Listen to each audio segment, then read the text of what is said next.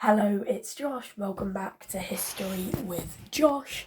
In today's video, we're going to be looking at 1923, the year of crisis and hyperinflation.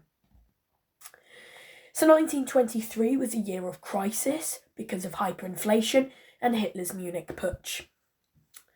And I'm going to tell you how bad the crisis was for the Weimar Republic and how far they were able to get themselves out of it. Surviving 1923 was also one of the biggest achievements of the Republic.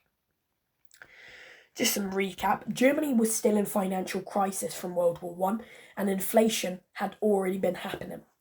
They still had to pay annual instalments of the £6.6 billion reparations. These were crippling Germany.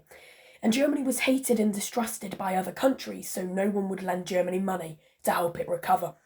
We're going to be looking at two crises in 1923, and then we're going to be looking at Gustav Stresemann. So, crisis 1, the French invade the Ruhr.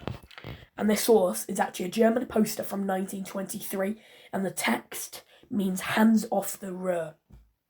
So what actually happened? Why did it happen, In January 1923, Germany couldn't keep up with its reparations payments to France and didn't pay or defaulted. What happened?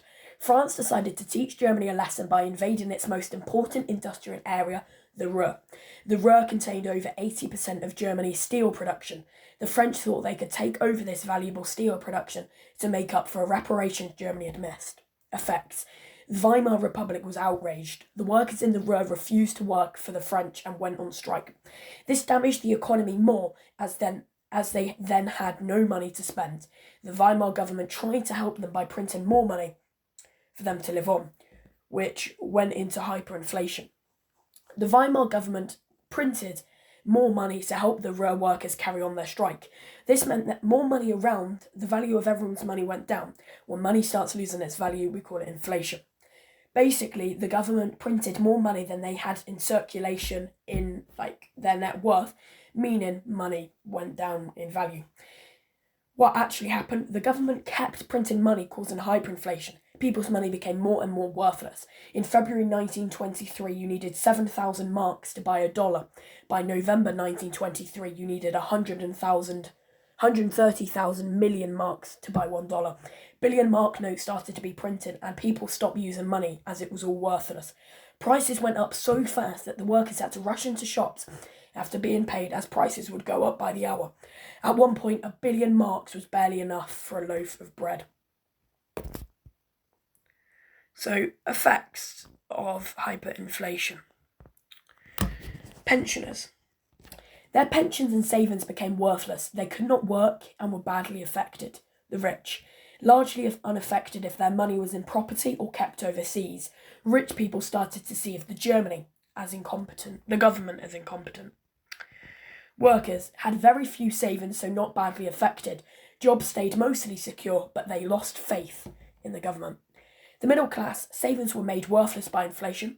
Businessmen could no longer buy goods from abroad as German money was worthless, and started supporting extremists like the Nazis. Hatred of Jews. Some Jewish families kept their money in foreign banks, so they were often unaffected. This led to the hatred of Jews that people like Hitler seized on. Unrest. Munich Putsch. People blamed the Weimar government for these problems. People like Hitler saw a chance to overthrow it, and he launched the Munich Putsch in November 1920. So now we're going to look at Gustav Stresemann and recovery from the 1923 crisis. So who was Gustav Stresemann? Gustav Stresemann was made Chancellor, second in charge of Germany in 1923. He was one of the most able politicians of the Weimar Republic. He faced several problems. Germany was on the brink of collapse, and groups like the Nazis were seeing a chance to take over. People were having to barter and swap things because money was worthless. He set out to solve Germany's problems. So, one of the problems, French invasion of the Ruhr. Stresemann's solution. Stresemann sent the Ruhr workers back to work for the French. This was good because it meant the workers were being paid again, helping the German economy and giving their families money. But it was seen as a defeat. The government looked like they were giving in to the French. It also It also meant that Germany lost a huge amount of their steel production. Hyperinflation. Stresemann's solution was to stop government printing money. He scrapped the old currency, the mark, and brought in a new one, the Rentenmark, or temporary mark. It was good because it stopped inflation and made German money worth something again. People able to buy goods and be properly paid, increasing confidence. But the damage was already done. Groups like the pensioners and middle class had already lost their life savings. Germans had gone through a year of misery and blamed the government for it. The new currency was better, but never fully stable. Destroyed German economy. Stresemann took out a huge loan from the USA called the Dawes Plan. It was good because it gave Germany an injection of cash to help its people and invest in its industry. The hope was that the money would help Germany get back on its feet. But Germany started to recover and production massively improved. Unemployment always remained a problem though. Germany also had to pay these loans back, and USA could call them in at any time. Massive reparations. The Dawes Plan also restructured the reparations payment so they were more affordable, less money each year but paid for longer. This was good because it gave Germany a bit more money to fund its recovery, but the reparations would not be fully paid until the 1980s. Germany still couldn't really afford them. Other countries don't trust Germany. Stresemann signs the Locarno Pact, agreeing to never use violence to settle disputes again. And in 1929, the Young Plan basically agreed to the terms if the TOV in exchange for another loan, putting the £6.6 billion in reparations down to £2.2 billion, and they paid the final reparations payment to Britain in 2010. It was good because it brings Germany into European politics again. Countries are willing to talk to Germany and deal with her again. This leads to more trust, more help, and more foreign money coming in. But the Weimar Republic finally had to give in and accept the Treaty of Versailles. Many Germans hated the French and British still for the harsh peace terms. In the next video, we'll be looking at the Golden Age from 1924 to 1925.